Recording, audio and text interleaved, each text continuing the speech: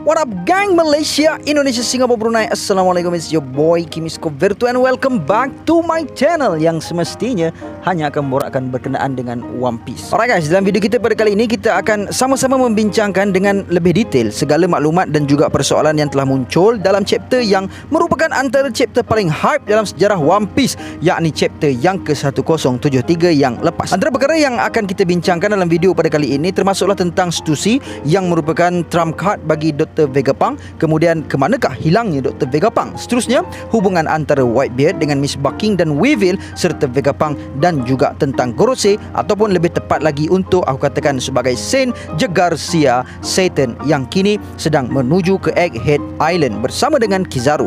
Kalau korang baru pertama kali menonton video daripada channel ini, make sure korang layan dulu video chapter review 1073 yang telah aku hasilkan sebelum ini supaya korang lebih faham apa yang akan kita bincangkan selepas ini. Oh yes, jangan lupa untuk subscribe dan tekan bell notification tu sekali. Okay, so jom let's proceed with the content. Tapi sebelum itu, kepada korang yang belum lagi subscribe, jangan lupa untuk subscribe dan menekan bell notification button supaya korang tak ketinggalan video-video dari aku. Dapatkan brownies cookies homemade di Shopee, produk terkini dari aku. Hantarkan video-video review anime korang ke email kimiskoverto@gmail.com sekiranya korang berminat untuk sertai speaker-speaker di channel Skoverto Anime. Follow TikTok Kim Iskoverto untuk mendengarkan fakta-fakta pendek dari aku. Ayo kita jadikan channel ini setandai dengan channel-channel teori yang ada di seluruh dunia. Say with me guys, Ikuzo Yarodamo. Kisah seorang anak yang duka nestapa karena ibunya patuh. Perkara yang pertama yang aku akan bincangkan dengan korang semua adalah tentang pertarungan antara Lucci dan Stussy. Aku rasa mungkin ramai daripada kalangan kita yang hampa dengan apa yang telah dilakukan oleh Oda kepada Lucci. Sebabnya Lucci telah pun ditewaskan dengan sangat mudah oleh Stussy dalam chapter pada kali ini. Namun demikian, aku berpendapat yang sebab kenapa Lucci dikalahkan dengan mudah oleh Stussy ini adalah kerana dia telah pun menjadi lemah selepas berlawan dengan Luffy. Yalah, mana taknya Lucci telah pun berhadapan dengan Luffy dalam mode awakening dia, dan macam mana yang kita semua sedia maklum, penggunaan awakening Devil Fruit ini memakan stamina dan juga tenaga yang banyak daripada penggunanya. Bukan setakat kehabisan stamina selepas menggunakan mode awakening sahaja, Lucci juga telah dibantai oleh Luffy yang berada dalam mode gear 5th-nya secara direct. So serangan Gomu-Gomu no Dawn Rocket telah pun menyebabkan Lucci semakin lemah. Dan aku juga percaya disebabkan oleh Lucci tidak mempunyai tenaga dan stamina yang cukup, dia tidak mampu untuk berubah ke dalam mode awakeningnya itu untuk berhadapan dengan Stussy. Berlawan dengan Stussy dalam keadaan normal form Lucci ini merupakan antara salah satu faktor kekalahan drop Lucci ini. Yelah, mana taknya Lucci hanya berada dalam wujud manusia dia, sedangkan Stussy pula telah pun berubah ke dalam mod hybrid kelawarnya, atau mungkin mod Draculanya, atau mungkin juga mod vampirenya.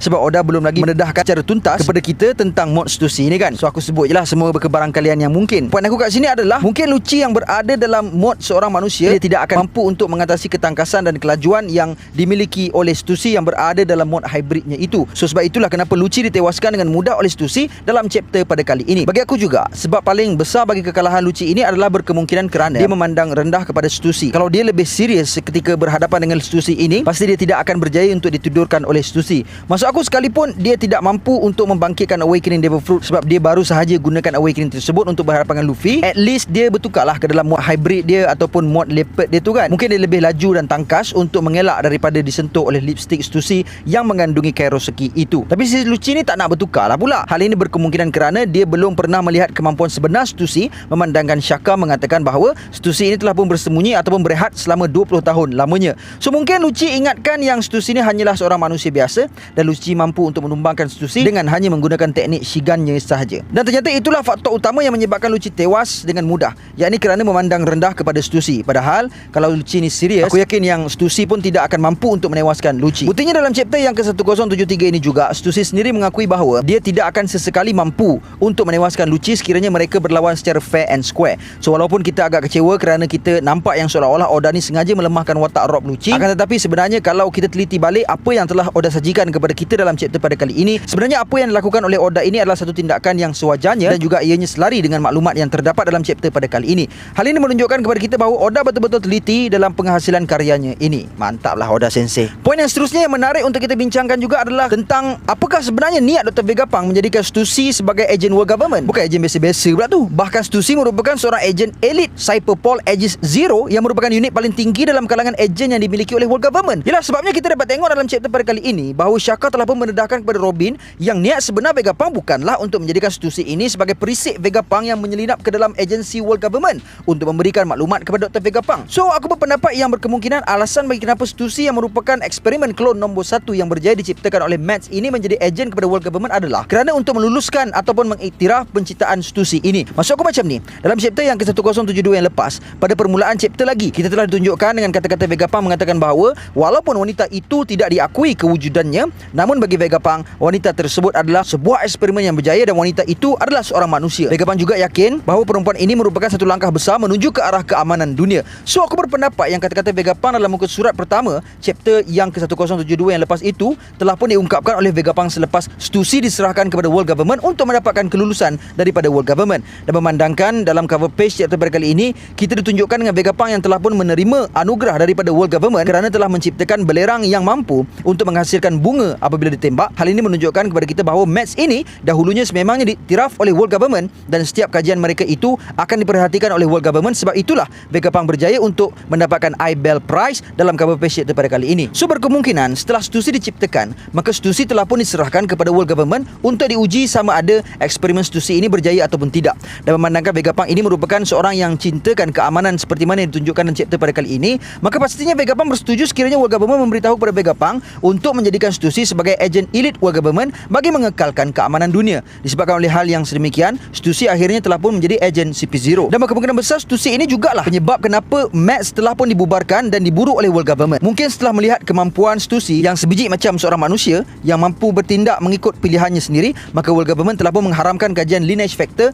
yang dijalankan oleh Mads ini bagi mengelakkan daripada munculnya klon yang sehebat Stussy ini dengan lebih banyak. Maksud aku macam ni, kalau nak dibandingkan Stussy dengan Seraphim, Stussy lebih bahaya daripada Seraphim daripada segi kebebasan untuk bertindak. Maksud aku, Seraphim hanya bertindak apabila menerima arahan daripada orang yang mempunyai keutamaan untuk mengawal mereka, dan Seraphim hanya melakukan apa yang diarahkan ke atas mereka sahaja. Buktinya kita dapat tengok dalam chapter pada kali ini, Seraphim tetap akur untuk menyerang Leatherface walaupun setelah Lucci ditidurkan. Maknanya untuk Seraphim ini, mereka akan mengikut arahan daripada pengawal mereka. Tapi untuk Stussy pula sangatlah berbeza. Stussy dilihat mempunyai kebebasan untuk melakukan apa yang ingin dia lakukan tanpa terikat dengan arahan daripada sesiapa. Buktinya Stussy tiba-tiba bertindak untuk berpihak kepada Vegapunk setelah dihubungi oleh Dr. Vegapunk untuk mendapatkan bantuan daripada Stussy. Mungkin ada antara korang yang terfikir bahawa benda ni berlaku disebabkan oleh Stussy terikat dengan arahan daripada Dr. Vegapunk. Tapi sebenarnya kalau kita tengok dalam chapter pada kali ini, ianya sangatlah jelas ditunjukkan kepada kita bahawa Stussy ini mampu untuk membuat pilihannya sendiri apabila Shaka memberi pilihan kepada Stussy untuk mengikuti Straw Hat Pirates. Maksud aku, Shaka bukannya mengarahkan Stussy untuk mengikuti Vegapunk, akan tetapi Shaka hanyalah mencadangkan sahaja untuk Stussy melakukan hal yang sedemikian.